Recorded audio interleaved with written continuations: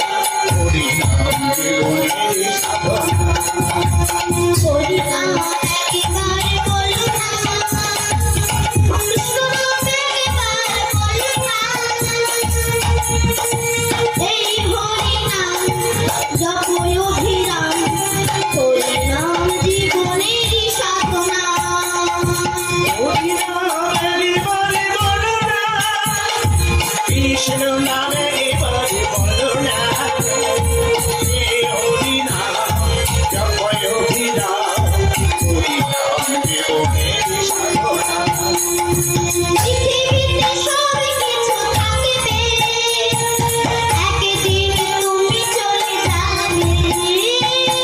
পৃথিবীতে সব কিছু থাকবে একদিন তুমি চলে যাবে পৃথিবীতে সব কিছু থাকবে, একদিন তুমি চলে যাবে।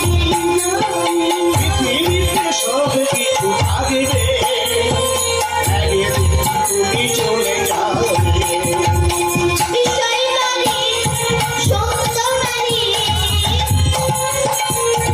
সুন্দর নারী বিষয় নারী, সুন্দর নারী, সঙ্গে কিছুই যাবে না।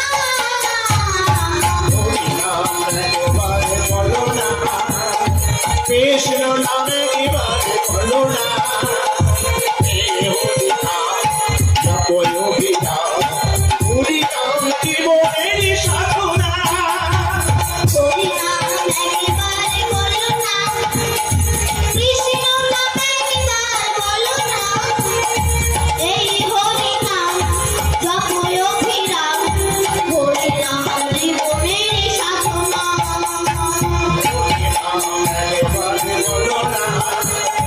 কৃষ্ণ নামে এবারে বলো না হে হরি নাম জপয় অভিরাম হরি নাম জীবনের সাধনা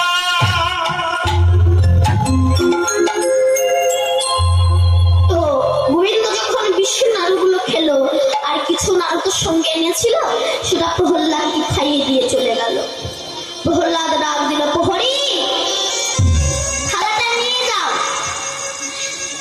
তখন ওই যে গোবিন্দকে দেখেছিল প্রহরী আর কিছু বলতে পারছেন না, দেখা হয়েছে তো। প্রহরী গিয়ে যেই না থালাটা নিতে গিয়েছে, প্রহ্লাদ বলছে মাকে বলো, মা যেন আমার জন্য না কাঁদে, আমি তোর কিছুদিন পরেই চলে যাব। প্রহরী বিশ্বের থালাটা হাতে নিয়ে যেই না চলে আসছে, হিরণ্যকশিপুর দেখেছে। প্রহরী শোন, নিশ্চয়ই প্রহ্লাদ মারা গেছে। সারা অঙ্গ বিশ্ব ছটফট করছে, নিশ্চয়ই মারা গেছে প্রহ্লাদ। বলেন না মহারাজ। কেন? তুই বুঝি বিশ্বের নারুকে দৃষ্টি দিয়েছি মহারাজ, তাহলে মরেনি কেন? বলে মহারাজ, আপনি তাকে বিশ্বের নাড়ু দিয়েছিলেন, কিন্তু স্বয়ং ভগবান বিষ্ণু শেষে স্বয়ং সেই বিশ্বের নাড়ুটা খেয়েছিল, প্রহ্লাদকে খেতে দেয়নি, তাই প্রহ্লাদের কিছু হয়নি। তাই মহারাজ, আজ থেকে আমি আর আপনার দাসত্ব করব না, প্রহ্লাদের দাসত্ব করে আমি তার দাসত্ব করব। কেন? তো ধনরত্নের প্রয়োজনে আছে মহারাজ, তবে জাগতিক জগতের রত্নের আর প্রয়োজন নেই। আমি নীলরত্নের সন্ধানে চলে যাব মহারাজ। হিরণ্যকশিপু বলল, কাল সকালবেলা আমি তোকে ঘা ধাক্কা দিয়ে বার করে দেবো। প্রহরী বলছে, মহারাজ কাল সকালবেলা কেন? আপনি এক্ষুনি আমাকে ঘা ধাক্কা দিয়ে বের করে দিন। প্রহ্লাদ যার দাসত্ব করে আমি তার দাসত্ব করব, আমি আর আপনার দাসত্ব করতে চাই না। প্রহ্লাদ হরি ভজন করে, তাকে কেউ রোধ করতে পারে না। একদিন হিরণ্যকশিপুর প্রহ্লাদকে ডেকে বলেছিল, প্রহ্লাদ তুই যে এত হরি হরি করিস, এত হরি নাম করিস, এত হরি হরি করিস, তা তোর হরি কোথায়? বল, তোর হরি কোথায় আছে? প্রহ্লাদ বলল, কেন? সর্বত্র আছে, ফটিক স্তম্ভের ভিতরে আছে। বলল, হ্যাঁ। হিরণ্যকশিপুর গিয়ে লাথি মারলেন, বেরিয়ে এলেন আমার ভগবান নিশ্চিত হলেন। হিরণ্যকশিপুর অস্ত্র ছুটছে, কৃষ্ণদেব অস্ত্রগুলো ধরে ফেলছে। এইভাবে ধরে আনতে আনতে আনলেন চৌকাঠের ধারে, চৌকাঠের ধারে পুরোর ওপর রাখলেন, নখ দিয়ে ছিঁড়লেন, ভীষণ ঊর্ধ্বমূর্তি আমার ভগবান শিব হলে। তাকে কেউ শান্ত করতে পারছে না। এমন সময় প্রহ্লাদ গিয়ে বলল, হে ভক্তের ভগবান, আমি তো তোমাকে এমন রূপে দেখতে চাইনি, আমি তোমাকে ভক্ত বৎসল রূপে দেখতে চেয়েছি। তুমি তোমার আসল রূপে ফিরে এসো। এইবার আমার গোবিন্দ আসল রূপে ফিরে এসেছে। বলছে প্রহ্লাদ আমার কাছে কিছু বর চাও। প্রহ্লাদ তখন বলছে তুমি আমাকে দিতে পারো এমন বর তোমার কাছে নেই। বলে কেন? আমি তোমাকে দিতে পারি এমন বর নেই বলে না। সবাই হিরণ্যকশিপুরকে ভয় পাচ্ছে, প্রহ্লাদ ভয় পাচ্ছে না কেন? বলছে সিংহকে সবাই ভয় পায় ঠিকই, সিংহের বাচ্চা কোনোদিনও সিংহকে ভয় পায় না। বলছে তুমি আমাকে দিতে পারো এমন কিছু তোমার কাছে নেই। বলে কেন? আমি জানো তোমাকে রাজত্ব দিতে পারি। বলে বাবার ছেলে বাবার পরে এমনি রাজত্ব পারে। বলে প্রহ্লাদ কিছু একটা চাও, নইলে তো আমার সম্মান থাকবে না, লোকে মনে করবে কম কিছু হয়তো দিতে এসেছিল তাই প্রহ্লাদ দেয়নি, কিছু একটা চাও। প্রহ্লাদ বলেছিল যদি দিতে চাও আমার বাপ কাকা যা পাপ করেছিল তুমি মোচন করে দাও ঠাকুর। নৃসিংহদেব বললেন তা পারবো না। কেন?